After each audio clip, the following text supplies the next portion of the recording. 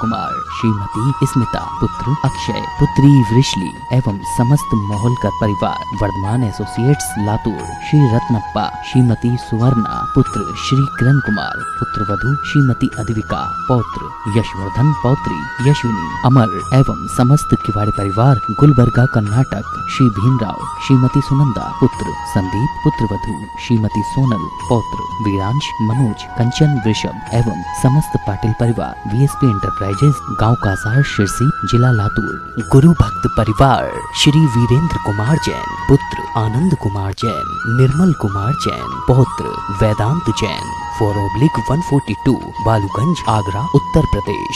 श्री जयेश जसवंत लाल शाह, श्रीमती रूपाबेन शाह, श्री अर्पित वखारिया, श्रीमती अदिति वखारिया, कियारा वखारिया, जियान वखारिया, कुंजन गांधी, ईशा गांधी एवं हतवी गांधी। हाइफन है तो जैविक ही होगा, जैविक है तो हाइफन ही होगा। गौ सेवा का एकमात्र विकल्प hyphen group, hyphen chemicals and fertilizers, OPC private limited. जैविक अनाज के वितरक के लिए संपर्क करें 7300748348। हाइफन ग्रुप पूरे भारत में डिस्ट्रीब्यूटरशिप के लिए संपर्क करें 7300748348।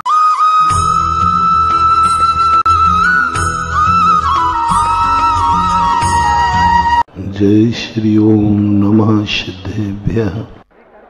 सर्वमंगल मांगल्यम सर्वकल्याणकारकं प्रधानं सर्वधर्माणां जैनं जयतु शासनं, जैनं जयतु शासनं। पंच परमेष्ठी भगवान की जय हो। आचार्य श्री गुरुवर कुंद कुंद महाराज की जय हो। आचार्य श्री गुरुवर विद्यासागर महाराज की जय हो। बोलिए परम पूज्य जगतगुरु निरापक्षण मुनि पुंगव श्री सुधा सागर जी महाराज की। देखें, जब कभी भी कोई भी सृष्टि का संचालन मात्र भगवान से ही नहीं होता। राजा राजा हो सकता है, लेकिन काम तो मंत्रियों को ही करना पड़ता है। मंत्री मंत्री होता है, काम तो मजदूर को ही करना पड़ता है।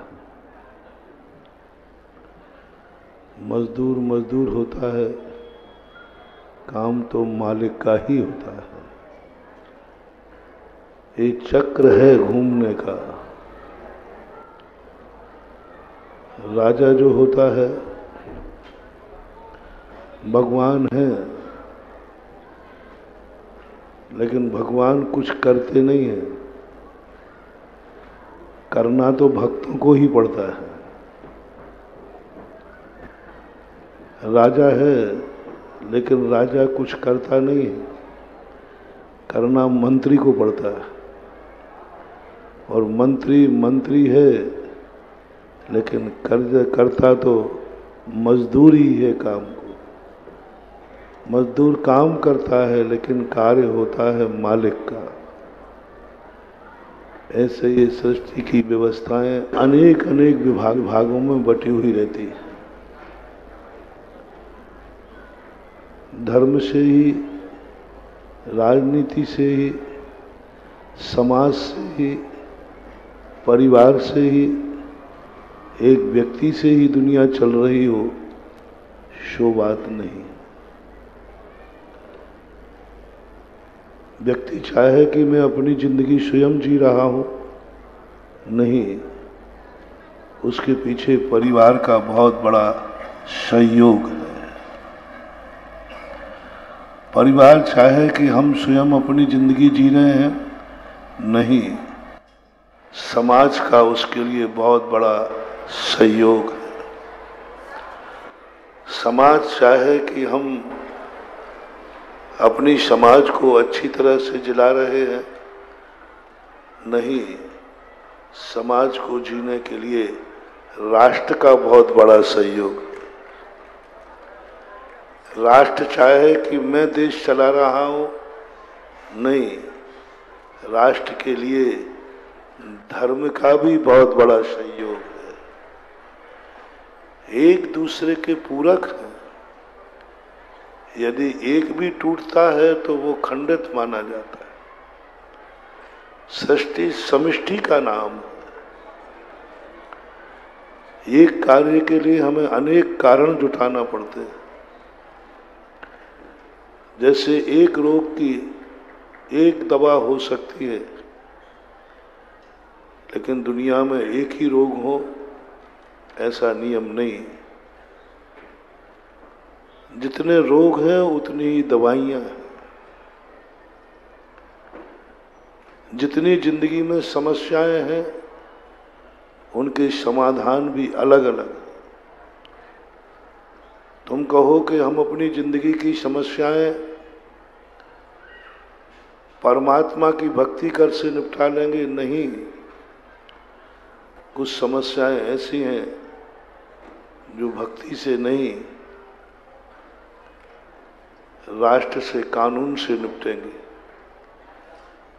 कुछ समस्याएं ऐसी हैं जो धर्म से नहीं, परिवार से निपटेंगे। कुछ समस्याएं ऐसी हैं जो आप कुछ भी कर लेना, उसमें कहीं ना कहीं परमात्मा बीच में आएगा, तभी समस्या निपटेगी। अभी आप लोग सहस्त्र नाम की पूजा कर रहे थे। कितने रूपों में भगवान को प्रकट किया। भगवान एक है, लेकिन उसके कितने रूप थे। इतने रूप भगवान को क्यों धारण करना पड़ता है? भगवान को नाना प्रकार के रूप अपने क्यों धारण होते हैं? वो अपने लिए कोई नाना प्रकार के रूप धारण नहीं करते हैं। नाना प्रकार की समस्याओं को समाप्त करने के लिए नाना रूप धारण करना ही पड़ेगा। एक समस्या होती दुनिया की तो एक रूप से समाप्त कर देते हैं। एक समस्या होती दुनिया की तो नाना रूप धारण करने की जरूरत नहीं पड़ती। लेकिन संसार में समस्याएं इतनी ज्यादा हैं कि उन्हें नाना रूप धारण करना ही पड़ेगा। क्योंकि समस्या ऐसा रूप लेके आती है कि उसको उसी रूप का ही विनाशक चाहिए। वैष्णव दर्शन में भी जहां एक ही अवतार, एक ही रूप माना गया, एको ब्रह्मा द्वितीयो नास्ति, एक ही सब कुछ है, लेकिन दुष्टों के नाश करने के लिए उन्हें भी नाना अवतार लेना पड़े। रावण को मारना था, मनुष्य का अवतार लिया। हिरण्याकश्यप को मारना था, नरसिंह का अवतार हुआ। 24 अवतार 24 रूप में लेना पड़े, क्योंकि समस्याएं 24 प्रकार की है। ऐसे ही भगवान के अंदर एक नेचुरल शक्ति जागती है। एक समय में 1000 लोग दर्शन कर रहे हैं भगवान का, और सबकी समस्याएं अलग अलग हैं। एक ही मूर्ति में से उतने प्रकार की रेज एनर्जी निकलती है कि जो जो भावना करता है उसकी उस समय पूरी होती है। समोषण में भी यही होता है। अपन सोचते हैं कि भगवान मेरी सुन रहे हैं कि इसकी सुन रहे हैं, इसकी अलग समस्या, मेरी अलग समस्या है, कहीं ऐसा ना हो जाए सब समस्याएं मिल जाएं। नहीं, एक साधारण रिद्धिधारी मुनिराज को संभिन्न श्रोतृत्व नाम की रिद्धि होती है। उसमें 12 योजन तक के जीव एक साथ, पशु और मनुष्य एक साथ बोले, सब एक साथ। हमें तो चुप करना पड़ता, अरे भाई चुप रहो, हमें इसकी सुनना है। उन महाराज के अंदर ऐसी रिद्धि 12 योजन यानी लगभग 144 किलोमीटर के लोग, पशु एक साथ बोले, सब एक साथ बोले, और वो महाराज पूरी सबकी बातें सुनकर क्रम से एक एक का जवाब दे देंगे। कैसी विचित्रता! चक्रवर्ती का है, महाराज का तो इससे कई गुना है, उससे भी कई गुना, कितने गुना, सबका सुन रहे, सब बोल रहे हैं, और फिर कहेंगे तुमने ये बोला था, तुमने ये बोला था, तुमने ये बोला था, एक एक प्रश्न का जवाब दे देंगे। ये जो रिद्धियां हैं, आत्मा की शक्तियां बड़ी विचित्र रूप से जागती हैं। इसलिए भगवान को तुम एक ही रूप में मत जानना। सौधर्मेंद्र ने कहा, भगवान आप अकेले हैं, लेकिन आपकी एनर्जी हजारों रूपों में है। वो हजार तो नाम ले पाया, बाकी तो अनंत शक्तियां थी। अब इन शक्तियों को समझने के लिए, हमारे लिए भी समझने के लिए, प्राप्त करने के लिए हमें भी बहुत सारे साधन चाहिए, योग्यताएं चाहिए। अनेक अनेक प्रकार के लोग इस दुनिया में देखने में आ रहे हैं। कल अच्छे अच्छे लोगों के रोंगटे खड़े हो गए जब पूज्यवर सुभचंद्र महाराज ने कहा, यत्र प्राणी नृपो भूत्वा विष्टा मध्य कृमि भवेत। ये जब लोगों की कलई खोली कि तुम किस अंधकार में बैठे हो, अहंकार में, मनुष्य पर्याय से सीधे विष्टा के कीड़े बन सकते हो। चेतो जागो। आज जिस संपत्ति को तुम जिनके लिए जोड़ के रख रहे हो, एक पर्याय के बाद यदि तुम वहां आ जाओगे, तुम्हारी ही बेटा तुम्हारी कमर तोड़ देगा, तुम छू नहीं सकोगे। एक पर्याय निकल जाना है, एक पर्याय निकलने के बाद कौन है तुम्हारा, जाके देखो उस मकान में, एक दाना खा के देखो तुम, कुछ नहीं बनता। ये मोह का पर्दा जब हटता है, तब पूज्य आचार्य महाराजों की ये वाणी समझ में आती है। 4-5 प्रकार के लोग इस दुनिया में होते हैं। कुछ लोग ऐसे हैं जो कल नहीं थे, आज नहीं है, कल भी नहीं रहेंगे। जो कल नहीं थे, आज भी नहीं है और कल भी नहीं रहेंगे। कुछ लोग ऐसे हैं, कल नहीं थे, आज हैं, कल रहेंगे। कुछ लोग ऐसे हैं जो कल थे, आज नहीं है, कल नहीं रहेंगे। कुछ लोग ऐसे हैं जो कल भी थे, आज भी हैं और कल भी रहेंगे। इन 4 प्रकार के लोगों में आपको अपना निर्णय देखना है। कल भी नहीं थे, आज भी नहीं है और कल भी नहीं रहे। अतीत में पापी थे, अतीत में बुरे कर्म किए, आज वे गलत स्थान पर जन्म लिया, भिखारी बने, रोगी बने, कुष्ठी बने, त्रियंच बने, पशु बने, नारकी बने, कल नहीं थे। अनादि अनंत काल से जितने निगोदिया जीव हैं इसी में आते हैं, इसी में पड़े रहते हैं। बस कल भी नहीं है, आज भी नहीं है, कल भी नहीं रहेंगे। कल पाप किए थे, आज दुख भोग रहे। कोई गरीबी का दुख भोग रहे हैं, कोई मानसिक दुख भोग रहे हैं, कोई शारीरिक दुख भोग रहे हैं, कोई पड़ोसी से दुखी है, कोई राजा से दुखी है, कोई अपने आप से दुखी है। जब जब आपको अपनी जिंदगी में कोई दुख नजर आए, सावधान। कल जब आपकी जिंदगी में कुछ ऐसा लगे कि मेरी जिंदगी में बहुत समस्याएं, किसी भी प्रकार का दुख हो, तो समझ लेना चाहिए तुम कल नहीं थे, कल तुम नहीं थे। तुम तो थे, लेकिन वह नहीं था जो तुम्हें आज सुखी कर दे। जब इन मजदूरों को देखता हूं मैं,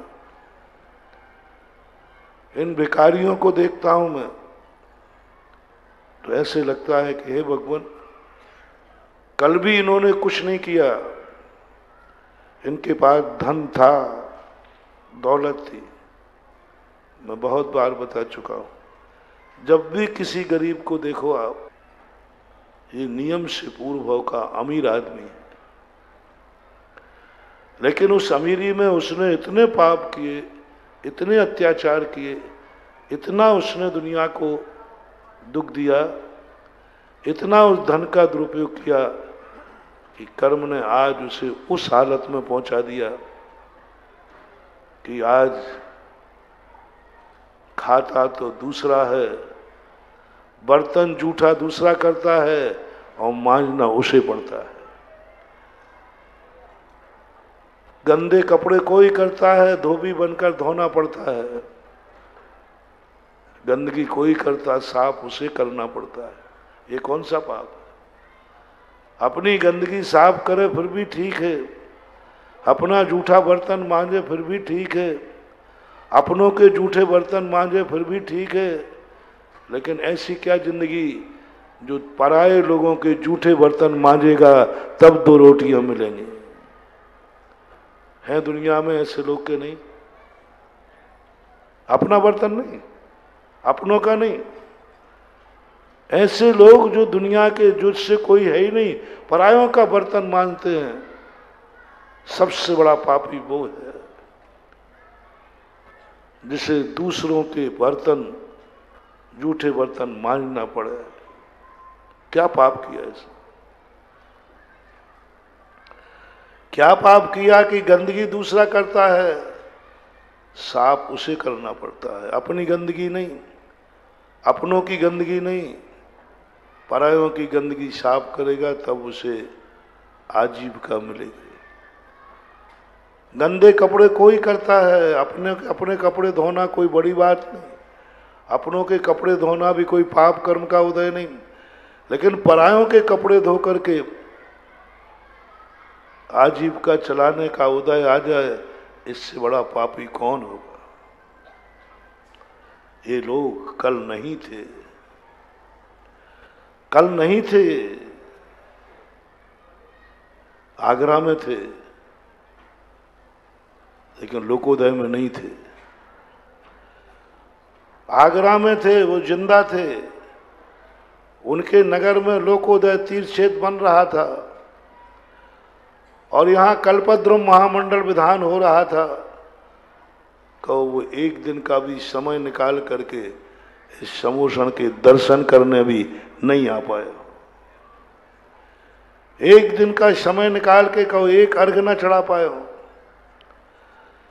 साक्षात तीर्थंकर समोषण में विराजमान हुए होंगे, तो उन्हें दर्शन का ही समय नहीं मिला होगा। ऐसे तीर्थ क्षेत्र बन रहे होंगे, धन दौलत उनके पास रही होगी, लेकिन एक मंदिर बनाने का साहस नहीं कर पाए होंगे। ऐसे जीवों के लिए जो कल कहा था वो जीव, ऐसे जीव आज वर्तमान में ऐसी दशा को प्राप्त हो जाते हैं जिस दशा को देखने लायक नहीं, सुनने से रोंगटे खड़े होते। अतीत में नहीं थे, इनको मजदूरों को देखकर मैं सोचकर, कभी शराब पीते हैं, पाप करते हैं, मैं देखता हूं ये कल भी नहीं थे, आज मजदूर हुए और कल भी नहीं रहेंगे, क्योंकि आज शराब पी रहे हैं, आज शराब पी रहे हैं, कल भी नहीं रहे। चलो इनको तो थोड़ा ही सा स्मरण करके छोड़ते हैं, क्योंकि इस कैटेगरी में आप लोग नहीं हैं। दूसरे नंबर की कैटेगरी का है, कल था लेकिन आज नहीं है, कल नहीं रहेगा। कल था, कल वाला सेठ कल था, बहुत पुण्य किए थे उसने, बहुत धर्मात्मा था, कल था वो। हम किन जीवों को मान रहे हैं? जिनके भगवान के रजिस्टर में नाम लिखा है, धर्म के रजिस्टर में नाम लिखा है, गुरु के रजिस्टर में नाम लिखा है, नमोकार मंत्र के रजिस्ट्रेशन में नाम लिखा है, किसी तीर्थ क्षेत्र पर, किसी पाटिये पर नाम लिखा है, कहीं लिखा है दुनिया में। गुरु की दृष्टि में तुम्हारा नाम है, भगवान की दृष्टि में तुम्हारा नाम है, मंदिर में तुम्हारा कहीं नाम है, कहीं ना कहीं तुम हो, कहीं ना कहीं तुम हो। ऐसे लोग होते थे। पहले लोग मंदिर जाते थे। मालूम में पार्टियां लगने की परंपरा कहां से शुरू हुई? मंदिरों में। इसका एक बहुत बड़ी संस्मरण एक बहुत बड़े वृद्ध ने सुनाया था मुझे शेखावाटी के अंदर, कि जब कोई व्यक्ति संबंध करता था तो सीधा जाकर के उसके घर नहीं जाता था, वो सीधा मंदिर जाता था। और मंदिर में भगवान के दर्शन करने नहीं जाता था। जिसको ब्याही जी बनाना है, जिससे संबंध बनाना है, मंदिर में भगवान के दर्शन नहीं करता था। मंदिर में चारों तरफ देखता था कि जिस घर को मैं संबंध बनाने जा रहा हूं, क्या उस घर का नाम इस मंदिर में कहीं है? कहीं मंदिर में नाम है क्या उसका? यदि मंदिर में नाम नहीं मिलता था तो घर जाने का सवाल ही नहीं। वो भगवान को नमोस्तु करता था, भगवान जिसका नाम तेरे दरबार में नहीं है वो मेरा संबंधी नहीं हो सकता। जब उन्होंने ये सुनाया, उन्होंने खुद सुनाया कि मेरी जिंदगी में खुद ऐसा घटित हुआ। मैं मंदिर में जाकर के देखा, उसका नाम नहीं था, सब संबंध अच्छे थे, पैसा वाला था, सब कुछ था, लेकिन मैंने मंदिर में जाके देखा, मैंने भगवान से कहा, भगवान नहीं, मैं आपका परम भक्त हूं, जिसका नाम आपके दरबार में नहीं है उस दरवाजे में जा नहीं सकता, उस दरवाजे का मैं पानी नहीं पीऊंगा, संबंधी होने का तो बात दूर रही। और वहीं से लौट गया। तब मुझे पता चला कि ये नाम लिखने की परंपरा कहां से चली। ये अच्छे संबंधियों के संबंध ढूंढने वालों की चली। वहां से मिलकर के कहीं पूछते थे लोग समाज में कि भाई इन्होंने कोई बड़ा कार्य किया है क्या, कोई धर्म किया है क्या? वो पूछ करके फिर संबंध बनते थे। तो इस प्रकार के लोग पहले थे। वो सेठ ऐसा था, पूर्व भाव में उसने इतने दान दिए, आज उसके पास पैसा है। आप ये देख लेना, किस्मत देखना, किसी के 10 भाई हो, 10 भाई अलग होने के बाद एक समान अमीर हो, ये कोई नियम नहीं।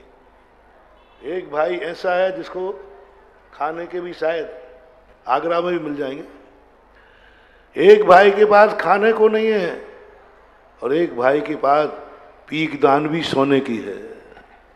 कौन सी? पीक दान भी सोने की। एक भाई के पास इतना है और एक भाई बेचारा कुछ भी नहीं, सब एक डाली के फूल हैं। दो फूल जो हैं एक साथ हैं, 2 फूल साथ फूले, किस्मत जुदा जुदा है, एक शीश पे चढ़ा था, एक धूल में पड़ा है। 2 फूल साथ फूले। एक साथ एक माँ बाप के यहाँ जन्म लिया, लेकिन दोनों एक साथ एक समान जिंदगी रहे नहीं रह सकते। तो जिनके पास पहले धन दौलत, खूब दान दिया, खूब पुण्य किया, वो भाई आज अमीर होगा, नियम से होगा। उस शेर जैसा अमीर, देखो दुनिया में कैसे लोग हैं जो एक टाइम की रोटी नहीं जुटा पाते, एक दिन का भोजन नहीं जुटा पाते। और सेठ का पुण्य देखो, 7 पीढ़ी तक का उसने धन अर्जन कर लिया, पुण्य देखो उसका। लोग अपनी जिंदगी एक जीवन नहीं चला पाते, एक पीढ़ी को नहीं चला पाते। एक पीढ़ी को चलाने, खर्चा चलाने के लिए सोचना पड़ रहा है। और उसका क्या गुड लक था, क्या सिद्धि थी उसके हाथ में, 7 पीढ़ी का इंतजाम कर दिया उसने। ऐसे लोग हैं दुनिया में, आगरा में हैं, जो 7 पीढ़ियों का इंतजाम करने लायक पुण्य लेकर आए हैं। 7 हमने कम कही क्योंकि 7 ही लिखी है, बाकी यहां तो लिखेगा 11 पीढ़ी निकाल दे। लाखों करोड़ों रुपए का पर ईयर टर्नओवर है, करोड़ों करोड़ों रुपए का महीनों का टर्नओवर है। कई पीढ़ी निकल जाए तो भी उनके कमी आने वाली, ऐसे गुड लक, ऐसी सिद्धि है उनके हाथ में। एक भाई तरस रहा है रुपयों के, एक एक रुपये के लिए, खाने के लिए, और एक भाई कह रहा है कि मेरे पास तो सोने की लंका है, सब कुछ है। ये उसका बहुत बड़ा पुण्य है महानुभाव, बहुत बड़ा पुण्य। वो कल था, वो कल था, कल भगवान की रजिस्टर में उसकी एंट्री थी, उसने दान पुण्य किए थे, लेकिन आज नहीं है। आज मात उसके जोड़ने में ही समय जा रहा है, आज पाप करने में प्रवृत्त हो रहा है। धन आ रहा है, उसकी कोई सीमा नहीं है, लेकिन धन गंवाने में सोच रहा है। कितना कमाना है इस पर विचार नहीं किया। अभी दान देने का पूछे तो रुको, सुनो महाराज, कितना देना है। अभी मैं आपसे एक बात कहूं, सब लोगों को आज के बाद नमोकार मंत्र की मालाएं फेरना है, बस सब लोग नियम ले लो। अब क्या प्रश्न उठ रहा है आपके मन में? हैं? बस देखो गड़बड़ कर दिया ना तुमने। तुम्हारे मन में प्रश्न आए बिना रहेगा नहीं। यदि मैंने कह दिया नमोकार मंत्र की माला फेरना, बस सब, अरे पूछो महाराज से कितनी, एक फेरना, 2 फेरना, 3 फेरना, कहोगे आप। मैं बता दूंगा कितनी फेरना है, आप लोग बताओ। जिंदगी में कितने नोट गिनना है? तो नियम ले लो, बस खत्म बात है। इससे ज्यादा नहीं गिनूंगा। महाराज जी पागलपन ऐसा होता है कभी? यानी हम तुम्हारी गिनती पूछे तो हम पागल हैं, और तुम हमारे नमोकार मंत्र की गिनती पूछो तो बुद्धिमान हो। हमने कहा नमोकार मंत्र की माला फेरो, तुमने कहा महाराज बताओ कितनी। हमने कहा नोट गिनना है, तो मैंने पूछा कितना। अब महाराज ऐसा पूछा नहीं जाता, अच्छी बात नहीं है। ना नोट गिनने की हमारी कोई सीमा ही नहीं बांधी हमने। कभी मन में भी नहीं भाव आया कि मैं इससे ज्यादा नहीं गिनूंगा, इससे ज्यादा मैं नहीं गिनूंगा। बस हमारा नियम है, इतना लक्ष्य होने के बाद हमारी गिनती बंद हो जाएगी। लेकिन नमोकार मंत्र को हमने कभी असीम नहीं किया। जब भी नमोकार मंत्र की माला कही गई, हमने तुरंत मन में कहा कितनी, 1, 2, 3, हमने सीमाएं बांधी। और वही स्थिति बन जाती उस सेठ की। उसने तो एक माला भी, धर्म के नाम पर कुछ नहीं था, 0 था। वो सेठ व्यसनी नहीं था, चोर डाकू नहीं था, शराबी जुआड़ी नहीं था, गलत कार्य नहीं करता था, भगवान के दर्शन पूजन करता था, मात कंजूस था। तुम्हें मत समझना कि वह सेठ गलत कार्य करता था। अंगले भाव में तो उसने बहुत दान दिए थे, बहुत दान, जिसके कारण आज उसके पास पूरे परिवार में, पूरी समाज में, पूरे नगर में सबसे अच्छा धन आ रहा है। लेकिन उसने कोई व्यसन नहीं किया, कंजूस था। कंजूस कभी पापी नहीं होता। कंजूस कभी भी गलत कार्यों में भी पैसा खर्च नहीं करता। कुछ भी नहीं था उसके अंदर, कोई भी दुर्गुण नहीं था। मात एक ही था, चमड़ी जाए पर दमड़े। मात उस पैसे के लोभ में जाकर के उसे भिष्टा का कीड़ा बनना पड़ा। जो कल था आज नहीं है तो वो कल भी नहीं रहेगा। बोलो, क्या भिष्टा के कीड़े का नाम भी भगवान की एंट्री में रहेगा? नहीं रहेगा। आज नहीं है वो। आज उसने पूरी जिंदगी में इतना धन पाने के बाद कहीं भी उसका नाम नहीं है मंदिर में, कहीं भी नाम नहीं है धर्म में, कहीं भी उसका नाम ही नहीं लिखा गया। कर्म ने आकर बहुत खोज लिया कि मैंने इसको इतना धन दिया था। कान खोल के सुनो रे भाई, आगरा वालों, भारत वालों, ये लोकोदय तीर्थ क्षेत्र वही स्थान बन रहा है। तुम्हारे मरने के पहले यमराज आएगा, सबसे पहले वो लोकोदय में आएगा और लोकोदय में देखेगा कि यहां जब क्षेत्र बना था इसमें कहीं आगरा के सेठ का नाम है कि नहीं उसका। बोले नहीं है तो यमराज कहेगा भेज दो उसको, भिष्टा का कीड़ा बना दो इसको, क्योंकि इसका कहीं लोकोदय में नाम ही नहीं। ये कहानी मत समझना। वो रिश्तेदारी की तुम्हें समझा करके उसने रिश्ता तोड़ दिया। बोले मंदिर में इसका कहीं नाम नहीं है। कर्म भी, यमराज भी यही कहेगा कि इतना बड़ा तीर्थ बन रहा था। आज भी अभिषेक के समय जिसकी मौत हो जाए वो भी सुनो, सब जगह, अकेला लोकोदय को नहीं। अभिषेक के समय जब मौत होती किसी की तब यमराज देखता है मंदिर में अभिषेक हो रहा है, ये तो जैन है, इसको तो मैंने अभिषेक करने का अधिकार दिया था, ये तो गुटखा खा रहा है, ये तो नशा कर रहा है।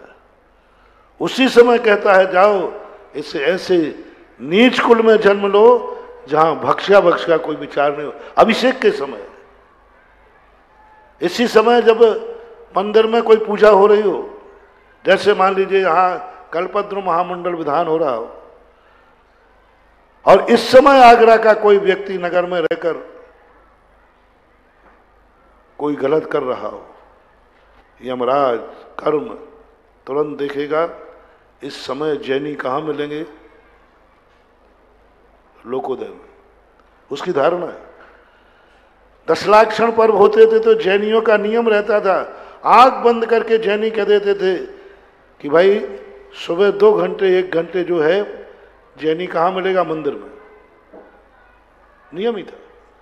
दशलाक्षण पर्व में बोले जैनी कहां मिलेंगे? मंदिर में। अष्टान का पर्व चल रही, जैनी कहां मिलेंगे? मंदिर में। 3 लोक में चर्चा है आगरा के जैनी इस समय कहां मिलेंगे? लोकोदय में मिलेंगे। और यमराज ढूंढने आया है और उसने कहा है पता लेकर लोकोदय में जाओ, मिल जाएगा जिसको उठाना है। और पूरे लोकोदय में देखा, 24 समूषणों में देखा, इनमें देखा कहीं मिला ही नहीं। बोले ये भला आदमी कहां गया? भोला राम का जीव। एक भोला राम के जीव की कहानी है, बहुत पहले उसकी पेंशन खत्म हो गई, पेंशन नहीं दे पाया और मर गया। अब सारी दुनिया में वो गायब हो गया मर करके, कहां गया कहां गया। अंत में नारद जी ने कहा अंतिम इच्छा उसकी क्या थी? बोले पेंशन मंजूर नहीं थी।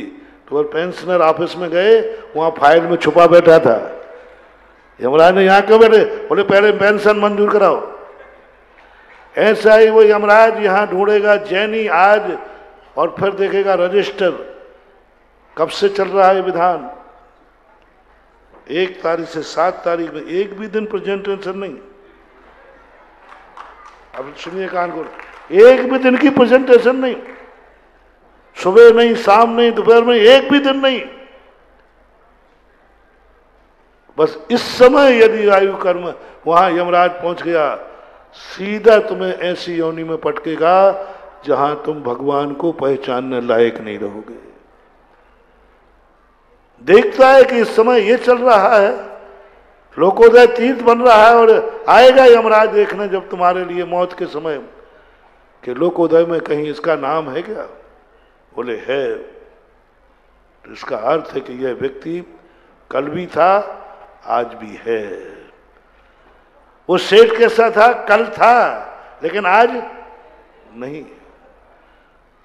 बोलो इस प्रकार के सेठ आगरा में हैं कि नहीं?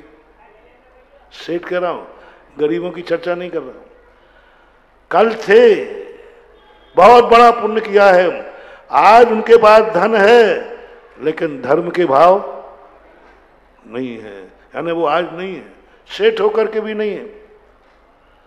7 पीढ़ी का इंतजाम किया, पूर्व भाव का पुण्य लेके आया, लेकिन वर्तमान में कुछ भी नहीं किया, एंट्री भी नहीं कराई, कुछ भी नहीं कराया। परिणाम ये निकला, यमराज ने कहा आज नहीं है वो कल भी नहीं रहेगा, इसे भिष्टा का कीड़ा बना दो, इसे बकरा बना दो, त्रियंश योनि में भेज दो। अब जिन जिन को जो अमीर लोग हैं कान खोल के सुने, कितना खतरा है जैनी बनने में, कितना खतरा है अमीर बनने में। इससे अच्छे गरीब रहते तो ये खतरा नहीं होता। अमीर बनने की स्थिति यह है, कल तुम्हारा भविष्य एक बकरे के रूप में मिलेगा, एक भिष्टा के कीड़े के रूप में दिखोगे। मैंने कल कहा था, हम लोग जो तुम्हारे दान के लिए उपदेश देते हैं और बड़े आदमियों को विशेष रूप से देते हैं, उसका मूल कारण रहता है कि मेरा मन करता है कल भी थे तुम, आज भी रहो और कल भी रहोगे। क्या जिंदगी है? कल थे और आज नहीं है हम, और कल नहीं रहेंगे।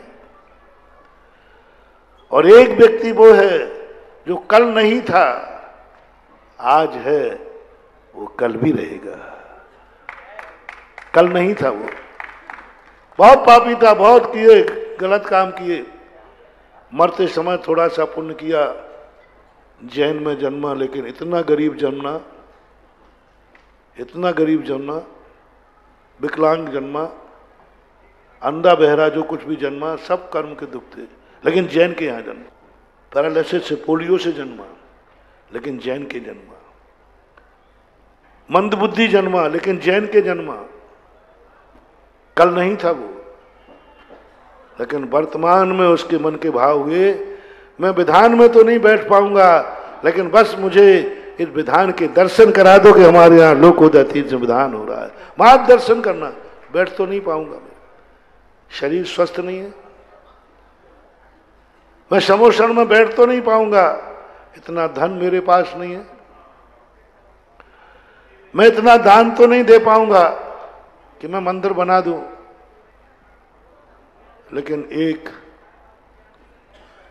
एक सम्मेद शिखर का कलश जरूर रखूंगा।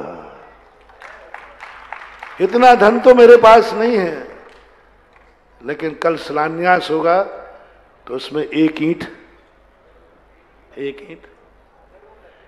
तो जरूर रखूंगा। देखो क्या दिन है उसके, क्या पवित्र भाव है उसका।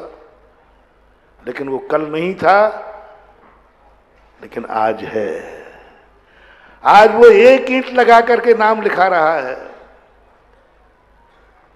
कल उसको मौका मिला था, पूरा मंदिर बना सकता था, लेकिन नहीं बनाया। लेकिन आज वह एक ईंट लगा रहा है, एक कलश रख रहा है। ऊपर बैठने की शक्ति नहीं है, नीचे बैठकर हर चढ़ा रहा है, लेकिन कल्पद्रुम मंडल विधान में जाऊंगा तो सही। झूठ मत बोलना। कितने लोगों का मन करता होगा, काश मैं भी बड़े समोषण में बैठ के अर्घ चढ़ाऊं। नहीं करता क्या? करता है। कितने लोगों को कहा कि भाई ये 24 समोषण लगे, इनका एक समोषण लेकर परिवार सहित, वाह, परिवार सहित समोषण में बैठ के पूजा करूं, सपरिवार मन करता है, लेकिन मन मार के रह जाते हो। 3,33,000 का है, हिम्मत नहीं है ना? ये हिम्मत क्यों नहीं है, इस पर विचार करो। कल तुम्हें समर्थ दिया था, लेकिन तुम तो मौज मस्ती में थे, तुम तो अहंकार में थे, तुम तो लोभ में पड़े हुए थे।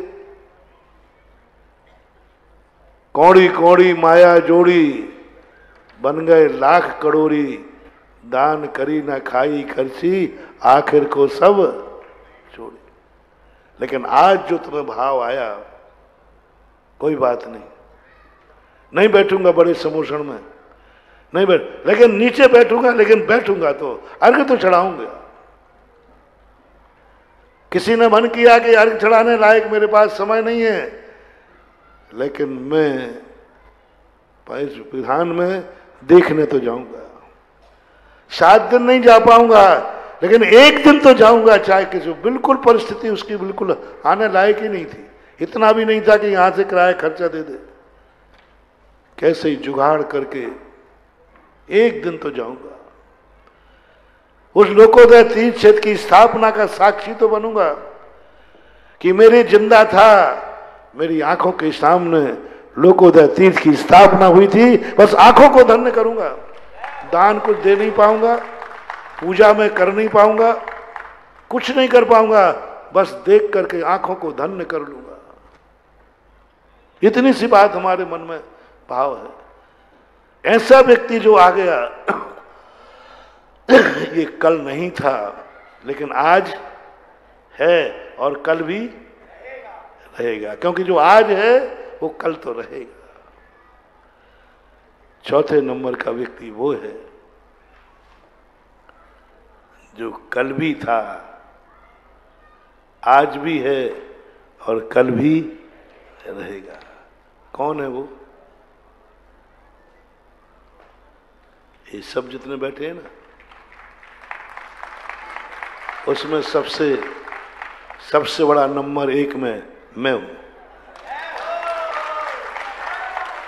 मैं कल भी था, यदि कल नहीं होता महानुभाव, तो आज मैं यहां नहीं होता। हो ही नहीं सकता।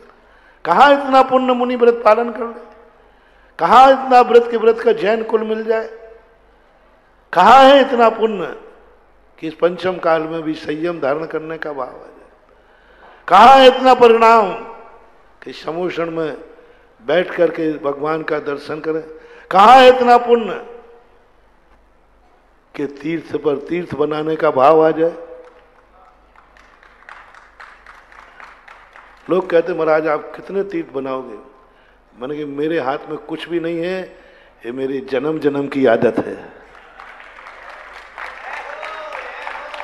ये इस भाव की नहीं, ये मेरे जन्म जन्म की आदत है। यदि कल नहीं था मैं, तो आज भी नहीं रहता और कल भी नहीं रह पाऊंगा। लेकिन आप बोलो, मैं तो कहता हूं कल भी मैं था, आज भी मैं हूं और कल भी मैं रहूंगा। कल भी कुछ अच्छा पुण्य किया होगा, अच्छा धर्म किया होगा, कभी ये भाव आया होगा कि हे भगवान, किसी मुनि मुद्रा को देख करके कि वो दिन कम पाऊं जब मैं मुनि अवस्था पाऊं। वो नाम की एंट्री आज फलीभूत हुई, मैं मुनि हूं और कल भी रहूंगा, ये पक्का है। और आप लोग भी कल थे, क्योंकि आज तुम लोकोदय तीर्थ में हो। तुम मंदिर में अभिषेक का लोटा हाथ में लिए हो, निश्चित समझना कल तुम थे, अन्यथा लोटा लेने का तुम अर्घ लिए हो, कल तुम थे। तुम मुनिराज को हार दे रहे हो, कल तुम थे। तुम्हारे सामने, तुम्हारी आंखों के सामने लोकोदय तीर्थ बनते देख रहे हो, कल तुम थे, पक्का है, कल थे। और जो व्यक्ति आज यहां बैठकर पूजा कर रहे हैं, जो व्यक्ति लोकोदय तीर्थ क्षेत्र में कल मंदिर का शिलान्यास करेंगे, जो लोकोदय तीर्थ क्षेत्र में अपना कुछ ना कुछ मन बनाएंगे, वो आज भी होंगे, और जो आज है वो कल भी होगा। दो तरफ से मेरा संकेत, अमीरों से मेरा कहना है, मेरे भक्तों से, दुश्मनों से नहीं। भगवान करे कोई दुश्मन का पैसा इस क्षेत्र में लगे ही नहीं। मेरा तो मन करता है कि सारा पैसा मेरे भक्तों का ही लगेगा।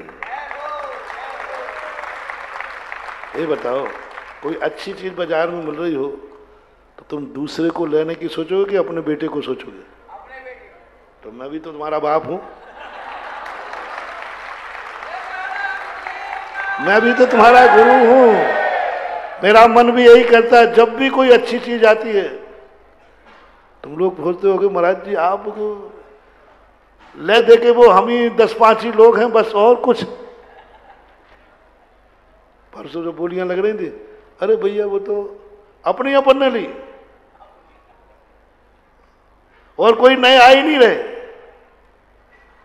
अरे महाराज जी एक बहुत बड़े आदमी है, वो तो अभी आई नहीं।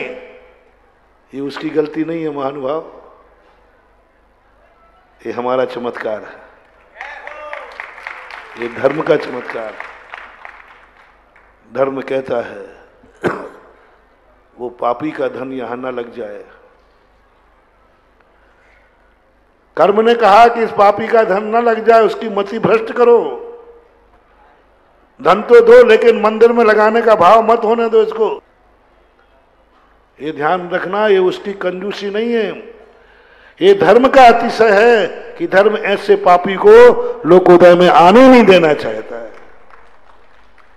ये नियम है। ये धन सबका धर्म में नहीं लगता। कर्म अपने आप व्यवस्था बनाते, इस पापी को धर्म से दूर रखो। रावण का धन सोने मंदिर में न लग जाए, ये पापी का धर्म है। ये पाप करने का भाव कर रहा है, इस पापी के धन को संसार में लगे, मंदिर में न लग जाए। ये लोकोदय का अतिशय होगा। ये तुम समझो बड़े बड़े सेठ हैं महाराज, अभी तो लोकोदय में नहीं जुड़े। ये लोकोदय का अतिशय है कि उन पापियों का धन ये लोकोदय स्वीकार नहीं करता, इसलिए उनकी मति भ्रष्ट कर देता है, बुद्धि भ्रष्ट कर देता है।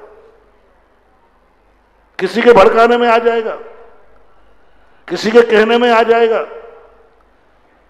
जब वैष्णव दर्शन में कुंभकर्ण ने एक वरदान मांगा कि मैं 6 महीने जागूं और 1 दिन सोऊं, सारा ब्रह्मांड कांप गया। बोले ये क्या हो गया, ये तो सबको खा जाएगा, मार डालेगा। तुरंत जाकर सरस्वती उसके दिमाग में घुसी, और जब वरदान मांगने की बारी आई तो मांग बैठा 6 दिन सोऊं और 1 दिन जागूं। ये है कर्म की अवस्था। इन बड़े आदमियों के अंदर एक कर्म बुद्धि पहले से घुस जाती है। इन पापियों को पाप के भाव कराओ, इन पापियों को धर्म से दूर रखो, क्योंकि इनके पापियों का धर्म यदि यहां लग गया तो ये तीर्थ क्षेत्र नहीं बन पाएगा, अतिशय नहीं आ पाएगा। इसलिए उन पापियों को दूर रखा है। एक बार एक व्यक्ति ने कहा, बोले महाराज जी ये व्यक्ति देखो, इनके यहाँ पहले मुनियों के हमेशा हार होते थे, आजकल इसके मुनियों को हार देने के भाव नहीं होते। मैंने कहा उसकी गलती नहीं है, ये हमारी अंजलि का अतिशय है कि वो पापी अंजलि में हार नहीं रख सकेगा। उस घर में कोई पापी जन्म गया है, इसलिए मुनिराजों के प्रति उसके परिणाम ऐसे हो गए। दूसरा कारण हो ही नहीं सकता। जब भी महानुभाव तुम्हारे पहले लोग, जब दान की बात आती थी ना, तो दान इकट्ठा करते थे और पंच किसी की दुकान छोड़ देते थे ना, तो रोकर पैरों में गिरता था, भैया मैंने क्या पाप किया, तो मेरा दान स्वीकार नहीं किया जा रहा। निश्चित समझना महानुभाव, कभी मत विकल्प करना। कोई ना कोई पाप कर्म का उदय है, तब उसके ऐसे परिणाम नहीं हो पा रहे, और ऐसे परिणाम नहीं होने का अर्थ है कल उसे विष्ठा का कीड़ा होना है। निश्चित है, कोई नहीं रोक सकता, निश्चित है। और जब तुम्हारे मन में भाव आवे हमेशा मेरे मन में तो भाव आता है कि भक्त लोगों को, मैं तो यही भावना भा रहा हूं कि लोगों का तीर्थ क्षेत्र मेरे भक्तों को ही मौका मिलना चाहिए। जब बोली लगती है ना तो मैं देखता तो नहीं हूं किसी की तरफ, लेकिन माला फेरता हूं, हे भगवान ये बोली इतनी बढ़िया बोली है, किसी भक्त को ही दिलवाना, भक्त की बुद्धि ठीक करना, भक्त को ही शक्ति दे देना, इतनी अच्छी बोली कोई दुश्मन न ले जाए, क्योंकि खुला बाजार है। अब बोली तो खुला बाजार है, कहीं किसी दुश्मन ने ले ली तो हमारी तो सारी भावनाएं पूरी खत्म हो गई। ये भावना होती है और होना ही चाहिए।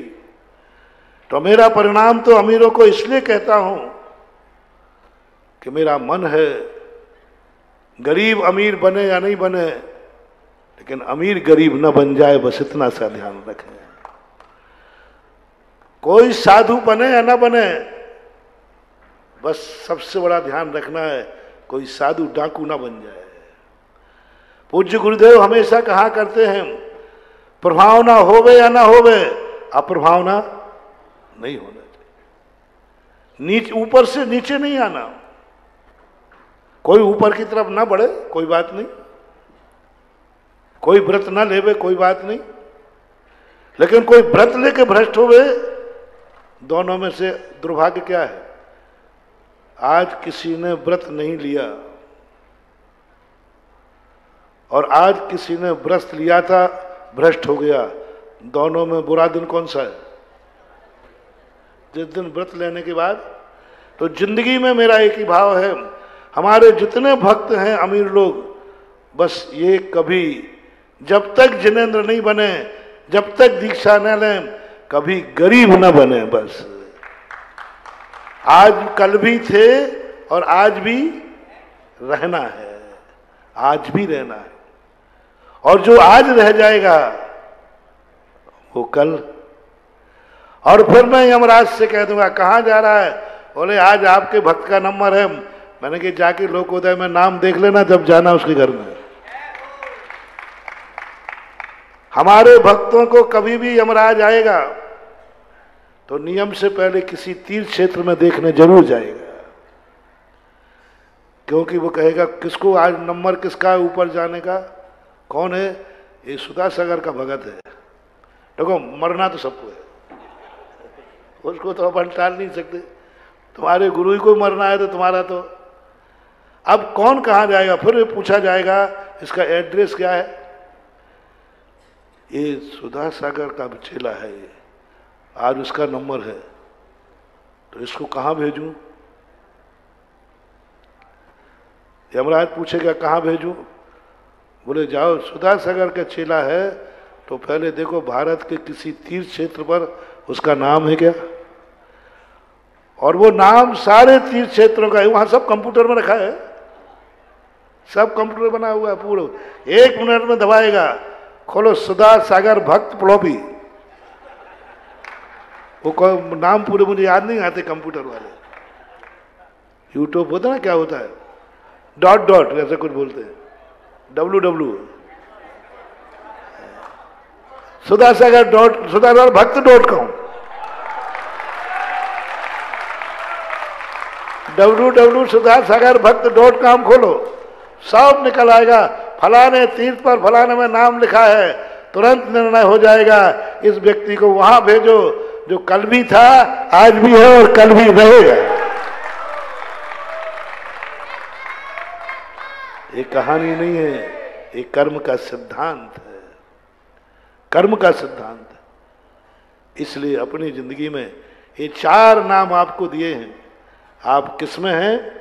धर्म की किताब पर से एंट्री बताई है, कल नहीं था, आज भी नहीं है, कल भी। जैसे भिखारी और मजदूर शराब पीते पाए जाएं, गलत कार्य करते पाए जाएं, तो ये कल भी नहीं थे, आज भी और कल भी नहीं रहे। दूसरे नंबर कौन थे? जो कल नहीं थे लेकिन आज हैं और कल भी रहेंगे। वे लोग जो भावना कर रहे हैं लेकिन समर्थ नहीं है, भावना कर रहे हैं, जो एक ईंट लगा रहे हैं शिलान्यास में मंदिर बना पाऊं या ना बना पाऊं, एक ईंट तो जरूर लगा के आऊंगा शिलान्यास में। कभी भी हो, कहीं भी जाओ, किसी चीज का शिलान्यास हो और अधिक कर पाओ या ना कर पाओ, एक ईंट जरूर लगा करके आना।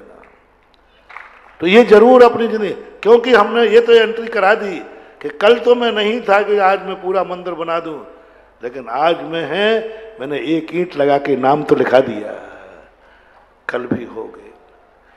दूसरे वहां से नहीं बनना महानुभाव, कल तो थे, बस मुझे बहुत डर लग रहा है, कल तो तुम थे लेकिन आज नहीं हो और कल भी नहीं रहोगे। कल का जो प्रवचन था, उस प्रवचन से मैं बहुत डरता हूं। उसमें जो घटना घटी है उससे कांपो, अपनी रूह कांप दो कि कहां मैं सेठ और कहां विष्ठा का कीड़ा। क्या करोगे इस सबको जोड़ जाड़ के, क्या करोगे धन दौलत को जोड़ करके। कहते ना, वो सोना चांदी किस काम का, जिससे नाक कान समाप्त हो जाए। वो धन किस काम का, जिस धन के कारण उस सेठ ने कोई पाप नहीं किए, मात्र अपने धन को कभी धर्म में खर्च नहीं किया।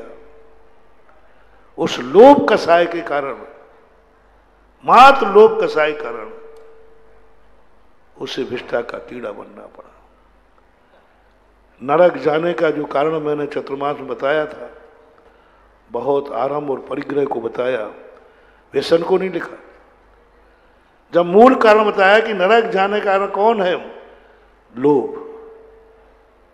आरंभ और परिग्रह के प्रति तो रुचि है, धंधा तो बढ़ना चाहिए, धन तो आना चाहिए, ये तो बहुत 24 घंटे भावना भाते हो, लेकिन धन की बात आती है, दान की, धर्म की बात आती है, तो सोच रहा हूं, विचार कर रहा हूं, भाव ही नहीं हो पाते।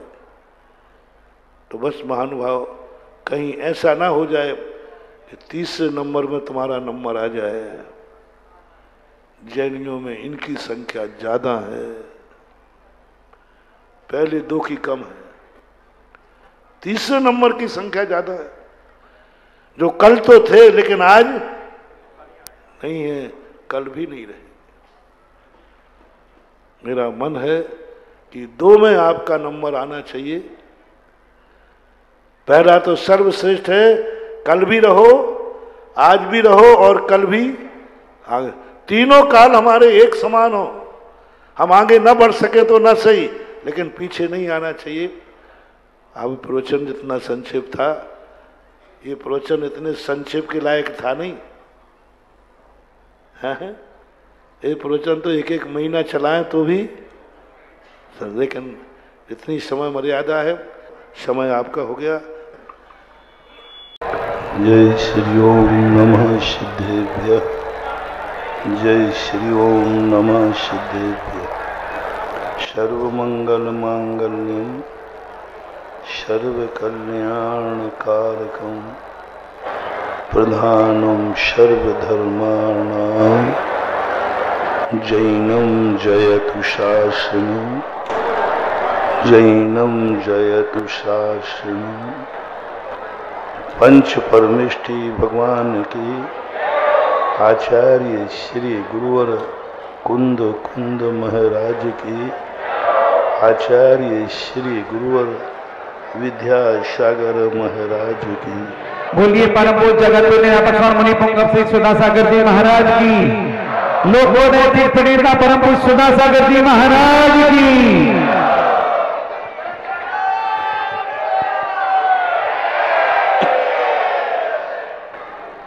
समय एक कोरे कागज के समान होता है। वह हमारी जिंदगी में निरंतर एक कागज प्रति समय देता है और उसका काल होता है एक समय। आपकी भाषा में समझने के लिए एक सेकंड को एक कागज देता है।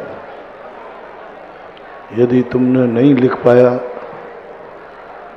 तो यह कागज वापस ले लेता है, दूसरा कागज देता है, तीसरा कागज देता है। ऐसे प्रति समय में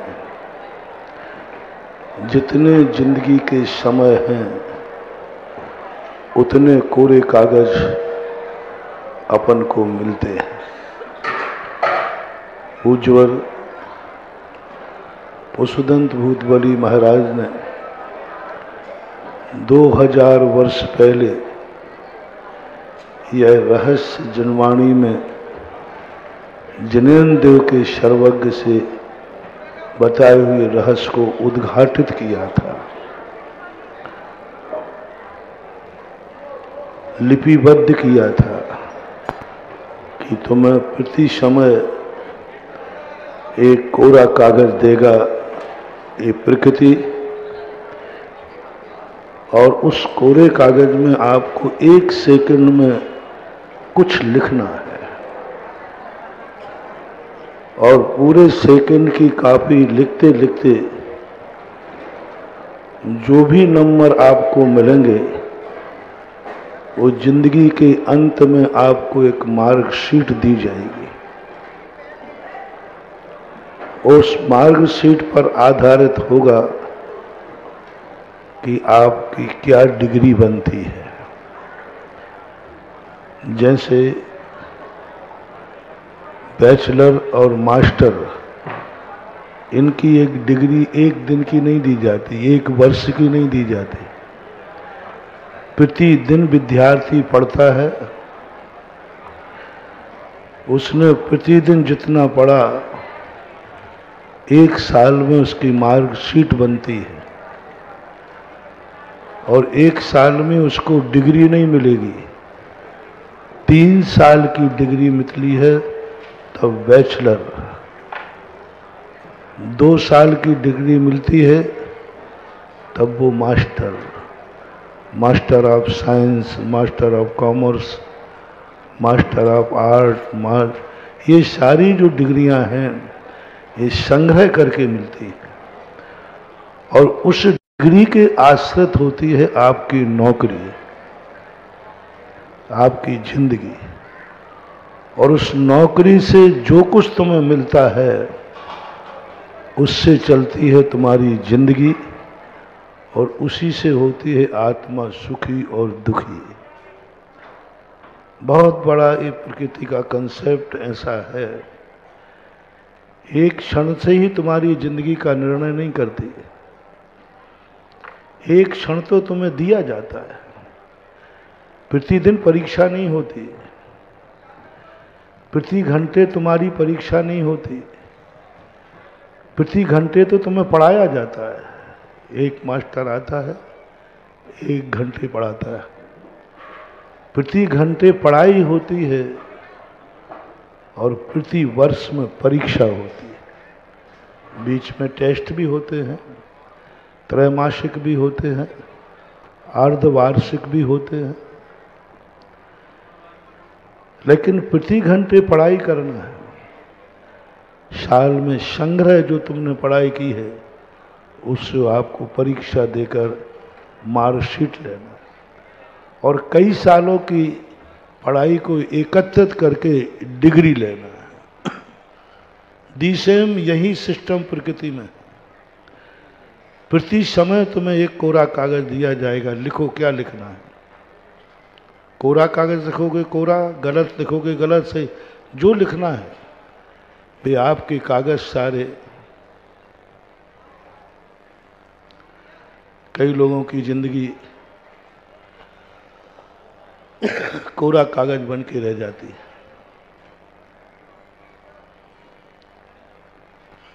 कोई गाना गाते ना आप लोग कुछ, मेरा जीवन कोरा कागज है, कोरा ही रह गया। मेरी जिंदगी एक कोरा कागज है, कोरा ही रह गया।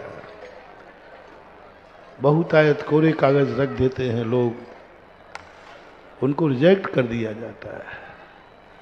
जैसे आपको परीक्षा में कॉपी दी जाए और आप कोरी ही लौटा दोगे तो कोई काम की नहीं है।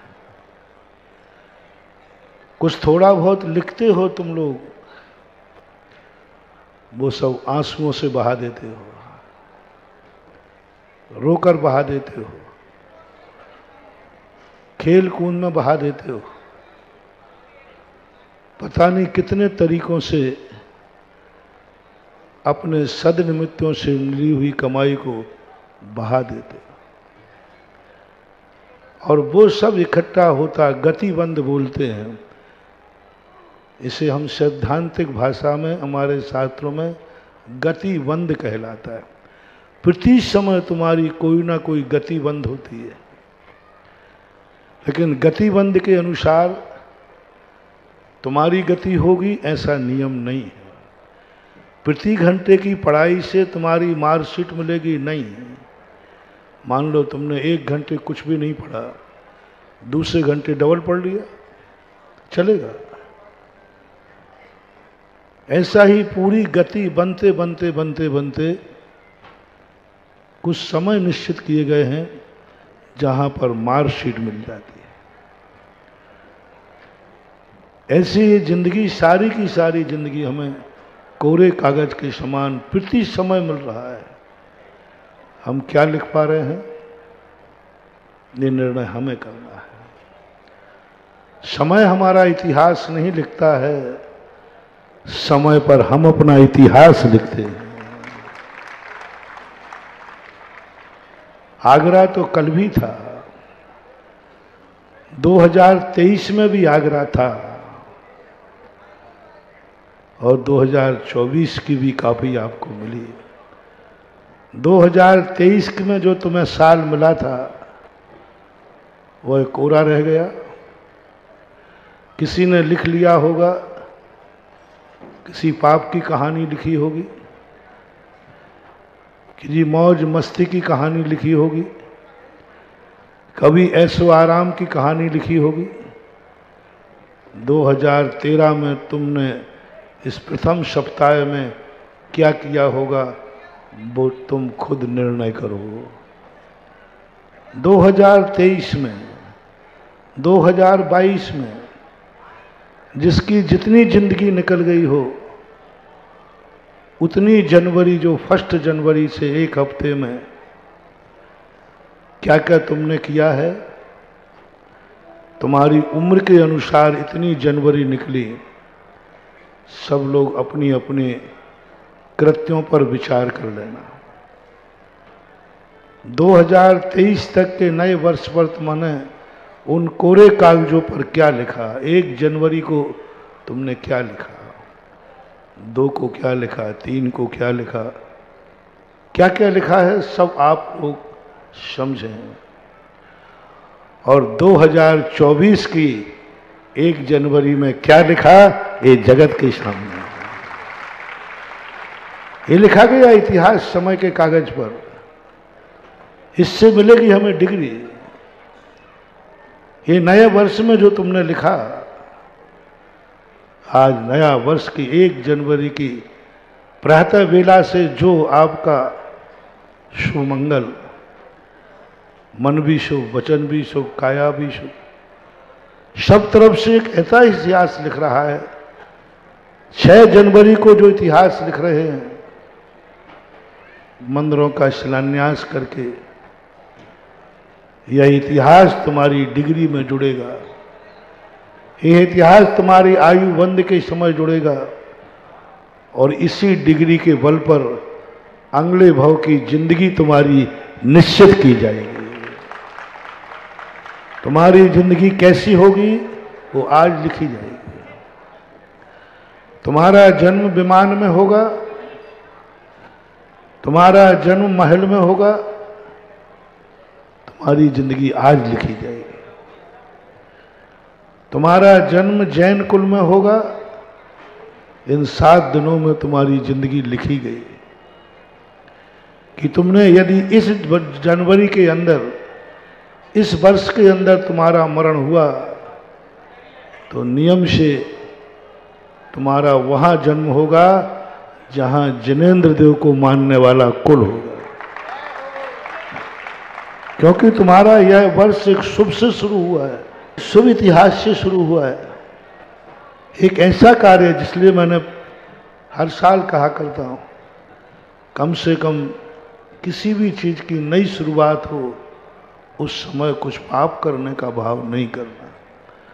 आगे पीछे तुम नहीं छोड़ सकते हो, तुम्हारी मर्जी। कम से कम ये सगुन के दिन जब आते हैं उस समय अपने आप को संभालो, अपने आप को ऐसे संगति से, ऐसे वातावरण से, ऐसे क्षेत्र से अपने आप को बचाओ जहाँ पर समय के इन पन्नों पर काली लकीरें लिखी जाती हैं। आज का युग कैसा है, विज्ञान में और धर्म का इतिहास में कितना अंतर है। विज्ञान नया वर्ष आते ही तो कहता मौज करो, मस्ती करो, खूब घूमो घामो, क्योंकि नया वर्ष है। और धर्मशास्त्र, धर्म गुरु क्या कहते हैं, वो ज्ञानी हैं, तुम्हारे गुरु भेद विज्ञानी हैं।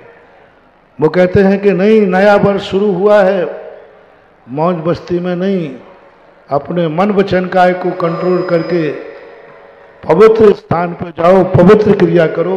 ये दोनों में अंतर आ गया। आज का विज्ञान, पहले की जो शिक्षा थी वो गुरु देते थे। गुरु कौन होता है? पहले पढ़ने वाले विद्यार्थी को काली स्लेट दी जाती थी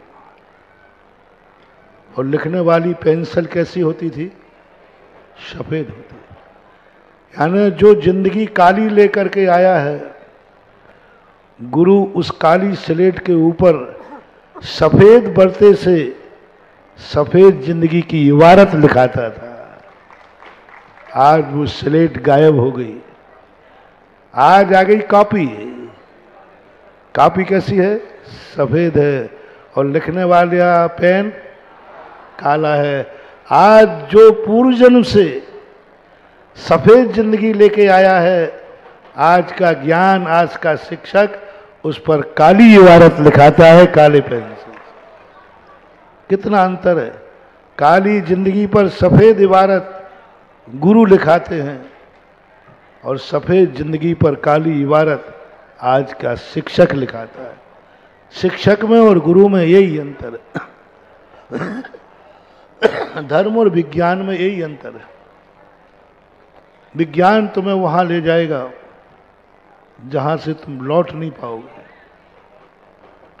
इतने चकाचौंध में चले जाओगे कि लौटने का समय ही नहीं रहेगा। और धर्म कहता है ऐसा रास्ता पकड़ो जहां से लौटने की जरूरत ही नहीं पड़े, रास्ता आगे बढ़ता जाए। बहुत बड़ी अपनी भारत की एक परंपरा है।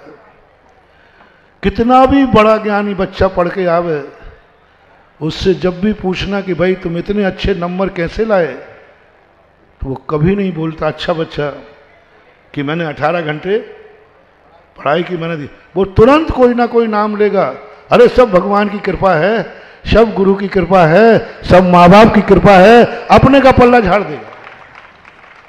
बोलो पढ़ाई किसने की है? उसने की। लेकिन अच्छे बच्चे कभी नहीं बोलते। वो सब किसी ना किसी को श्रेय दे देंगे कि मेरे जीवन में जो सफलता है वो सब फलाने व्यक्ति का है। बस यही सबसे बड़ा गुण व्यक्ति को ऊंचाई पर ले जाता है। यदि वो ये बोल दे अरे मैंने 18 घंटे पढ़ाई की है, दिन रात एक किया है, सब कुछ मैंने छोड़ दिया है, इसलिए मैं अच्छे नंबर लाया, अगली साल उसके नंबर कम आएंगे, आप प्रैक्टिकल कर लेना। अगले नंबर उसका नंबर कम हो ही जाएगा नियम से। ज्ञानावरणी कर्म, उसी दिन से उसका डाउनफॉल चालू। बोलो धर्मात्माओं के पास ज्यादा धन है कि अधर्मात्माओं के पास? भारत धर्मात्मा है, दुनिया धर्मात्मा है। धन अमेरिका के पास कि भारत के पास? बोलो ना, अमेरिका के पास है। और क्योंकि वो अधर्मी है, मांसाहारी है, सब हैं। और भारत देश अच्छा है तो भी कम है। और आप लोगों के बीच में भी इस बातें आती हैं। कई धर्मात्मा हमसे कहते हैं महाराज जी, लोग चढ़ाते हैं हमें कि तू महाराज का भक्त होकर के तेरे पास कुछ नहीं है।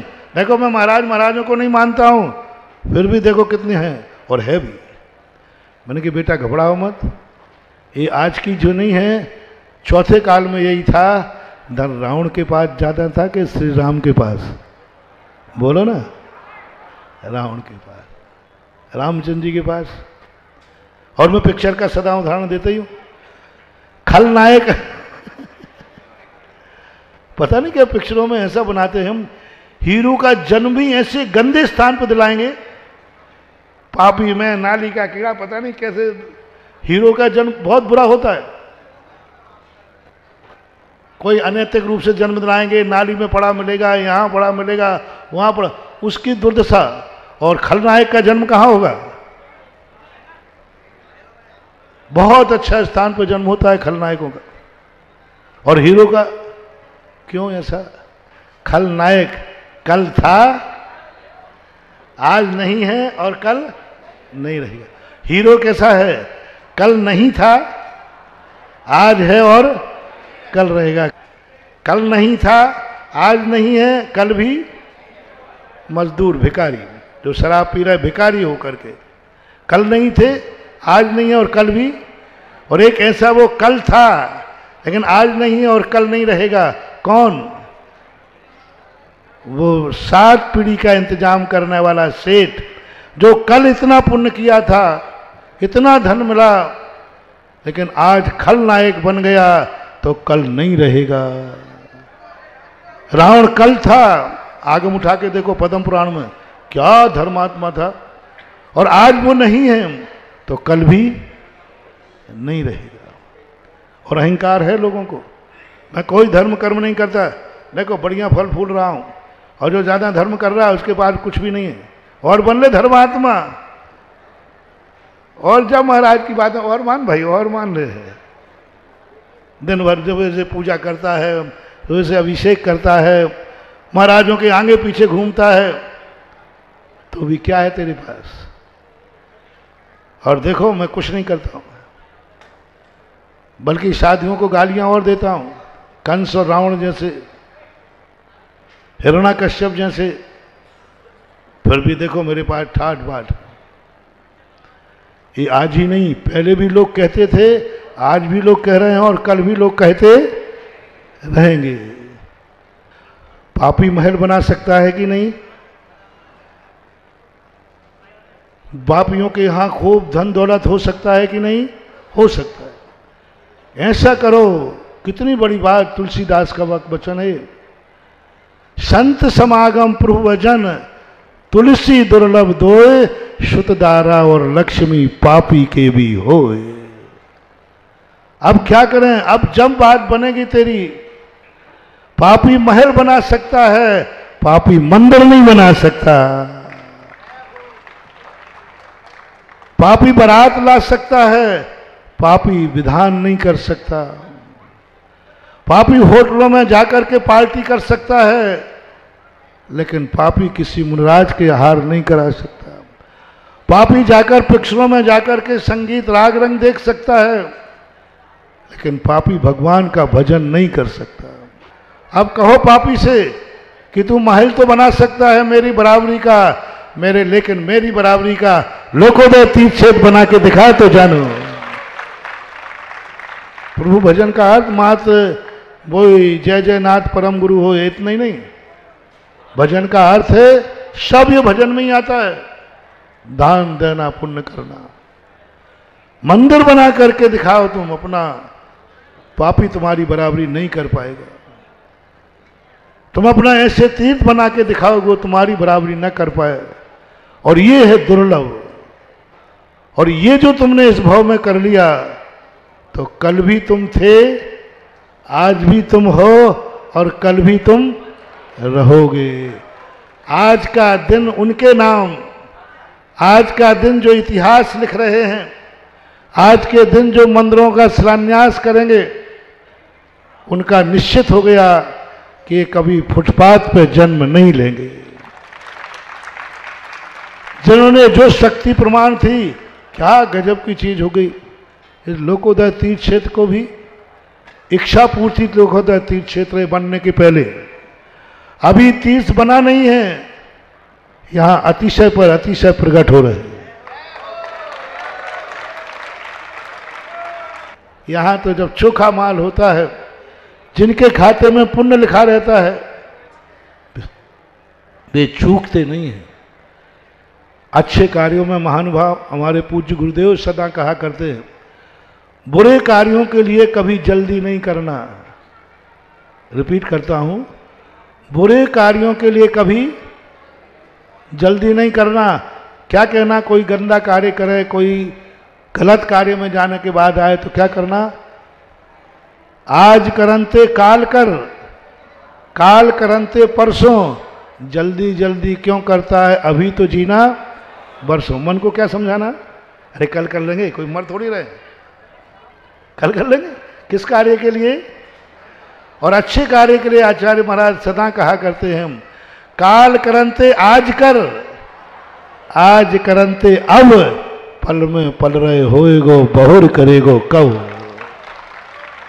लो एक पल में, एक रात भर में सब पूरा हो गया।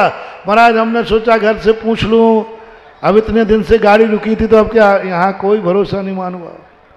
मोबाइल लगाते लगाते हाउसफुल हो जाता है।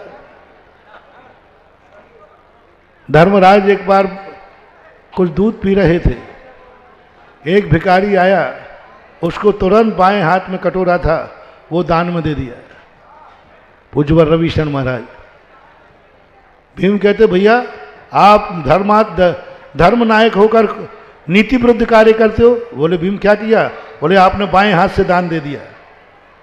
दान बाएं हाथ से दे दिया। तो बोले भीम नीति विरुद्ध तो हो गया, लेकिन नीति विरुद्ध के यदि सुधारना जाता और मामला बिगड़ जाता तो ऐसा क्यों किया जल्दी आप?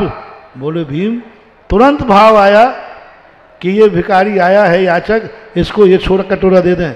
यदि मैं इसका हाथ में लेता तब तक भाव बिगड़ जाता तो,